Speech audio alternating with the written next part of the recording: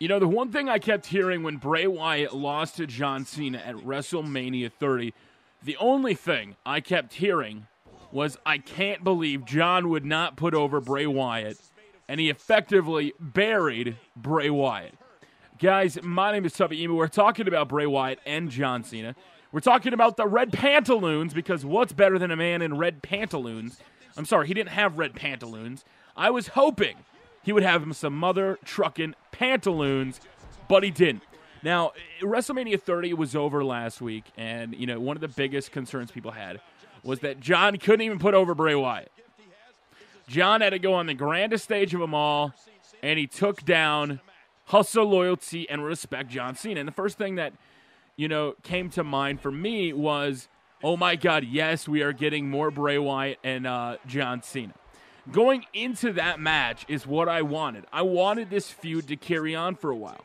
Because as you saw, I thought they did a great job, and they had the best storytelling match on the WrestleMania card. The match itself may not have been as epic as Triple H versus Daniel Bryan, or even the triple threat, but it had storytelling. It had purpose. Like, if you saw the moves Bray Wyatt was pulling off, getting down on a knee and telling John, "Finish me, John."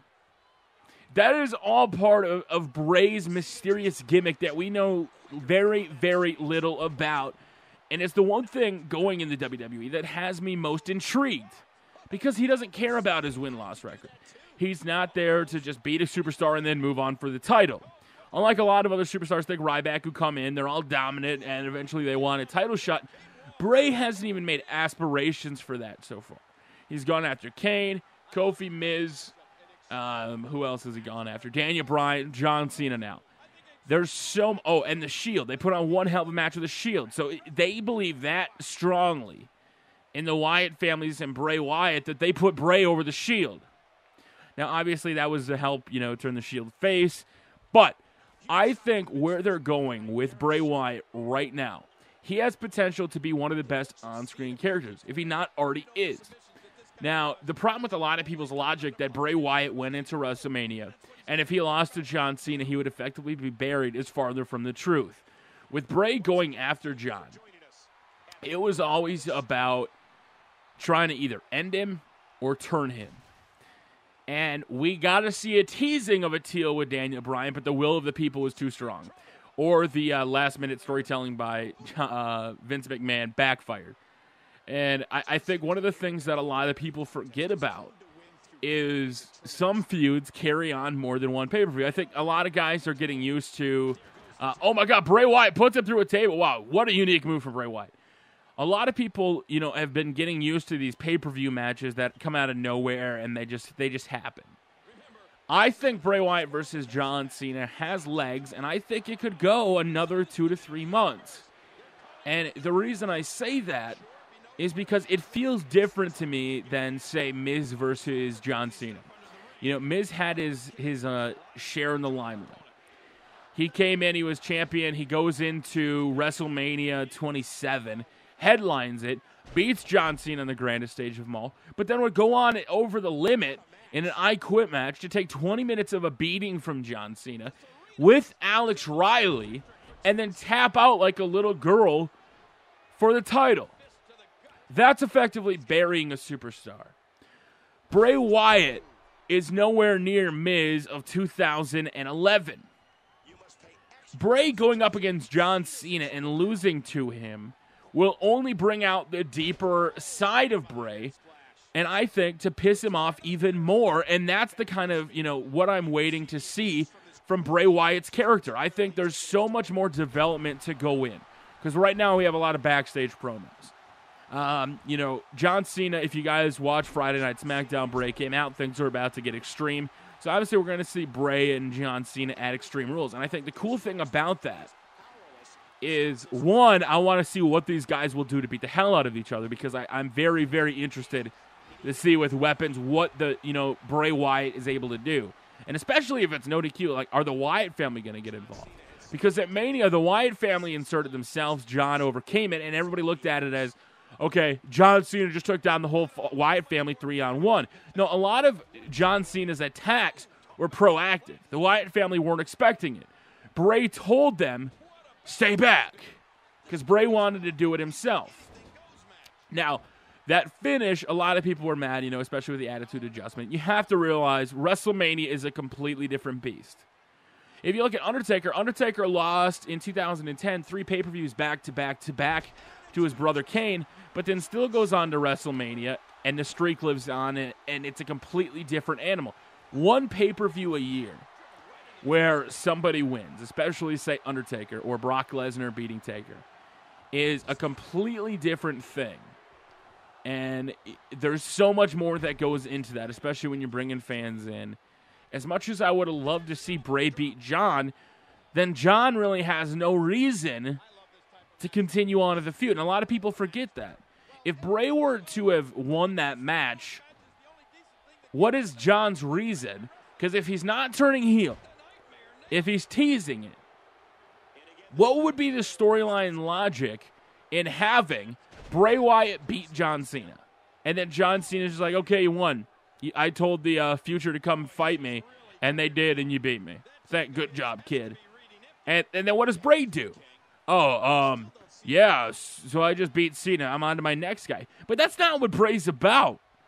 Bray so far has been about this character to try to bring out the worst in people.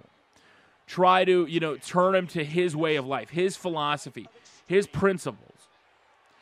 And right now, there's really no reason for one to him have a title. I would love to have a WWE champion once again in a stable. I think that would be awesome. And I would love to see the Wyatts get the tag titles too. I think that would be really cool to see. Because Luke Harper and Eric Rowan are a lot better than anybody gives them credit for. They're guys in the WWE that go out there and, we're still, if you're a new subscriber, because we've gained about 1,000 since WrestleMania. If you're a new subscriber, every week we see something different, new moves, new something from the Wyatt family. And that's because they've had a proper build. Bray just botched the shit out of that move. John Cena's just sitting on top of a table now. When it comes to the Wyatt family, like I was saying, everything changes. We find out new things. We see different things from them. And I think that, to me, is one sign that WWE is doing something right. Look at all the other builds in the past, couple months. You have Ryback, or the last couple of years. Ryback comes in and basically is just a monster. So for a year, he beats a bunch of jobbers. Bray, on the other hand, is so focused on, screwing with people and getting inside their head and making trying to make a change. And especially if he were to align with Triple H, I think that would just be the greatest thing in professional wrestling. And I still think they're kind of controlled. What would be kind of cool is if all these NXT guys try to step up against the authority, and Triple H the whole time, I created these people, and then they turn on him even more. There's so much potential going right now, and I think Bray's on top of that potential list. Right now, with the Wyatt family, there's so many different routes they can go, and especially facing John Cena, I think I would love to see... I don't want to see a 3-on-1 handicap match, though. I want to clarify that. I think the Wyatt family needs to have something over John. So I think going into Extreme Rules, going into this pay-per-view especially, it'll be very big if Bray doesn't get a victory. If Bray goes into this pay-per-view... Now, I was wrong about some things. Now... I'm still not going to concede that I was wrong about Damian Sandow, because whoever had that Money in the Bank, if they were planning on doing Randy versus, John Cena, they were fucked regardless. So whoever had the briefcase, that they were going to lose on the cash-in. Oh my God, huge reversal by Bray Wyatt. Now John Cena with a huge reversal. Oh man, Bray just absolutely trying to take it to him here. I want to see the Extreme Rules match between these two. I want to see these guys carry on and have an absolute all-out war. I want to go back to the pay-per-views where the builds where we get long-term feuds, ones that actually matter, that aren't, always for the title. And I think right now, Cena's WrestleMania legacy, sure, it's intact. But we still had the teasing of him going heel. We still have so much more to tell with Bray Wyatt. And by him, losing to John Cena at WrestleMania, it allows us to, see what Bray's going to do now that he lost. Because he doesn't lose very often. Besides Daniel Bryan, he hasn't really come out on the losing end. And if he's a man on a mission, He's trying to go after John Cena. He's trying to turn him. He's trying to, pull out the worst in John Cena. The best thing to do then is obviously, one, to keep fucking with him and to keep going after him and keep making a big deal. Hit his sister Abigail out of Abigail. I was going to say something else. Hit his sister Abigail out of nowhere. And then I think if John Cena were still to kick out, and then the Wyatt family gets some major heat, I think this is a huge opportunity for the Wyatt family to get even more heat.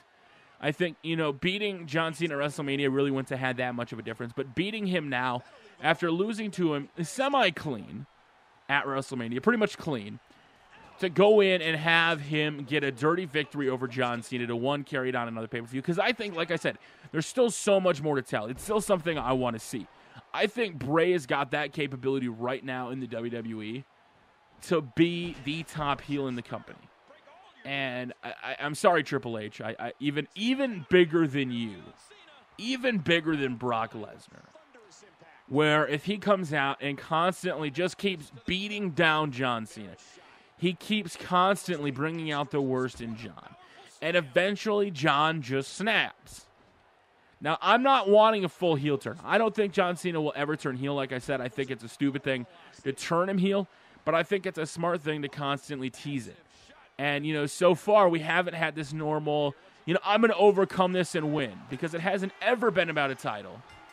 But if John were to steal it at Extreme Rules, and then Bray for the next month were to kidnap him, beat him up, take him down, still see more of it before the ultimate Bray Wyatt beating John Cena and eventually turning him. Just remember, Bray Wyatt versus John Cena, I don't think has anything to do with Bray Wyatt winning and going over, because Bray doesn't need to go over.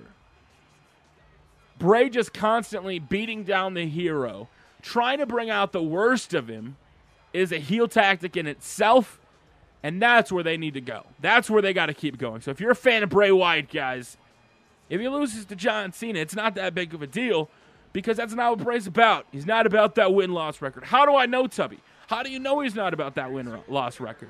Look at everything he's done in the WWE. Look at his actions. What man gets on his knee and tells him to finish him numerous times? What guy gets in the head of him? I think Bray's in the head of John Cena more than any other superstar right now in the past of John Cena's career. So John Cena may win, but Bray Wyatt ultimately will win the war. How's he going to do it? Is he going to turn heel? Let me know in the comment section below. Where do you think it's going? Are you still pissed that John won? Are you salty? Let me know. And until next time, make sure to follow me on Twitter @Tubby.